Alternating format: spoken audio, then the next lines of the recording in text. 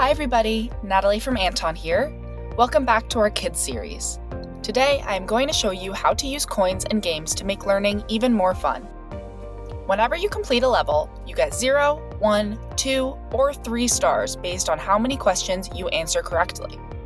Keep completing levels until you earn 6 stars, and you will get 1 coin. Click on the Games tab on the top left of the screen. Look at all of these games. Pick one that looks cool. Let's try Tower Builder. Here, you can read the instructions for the game. To play the game, you spend 1 Anton coin.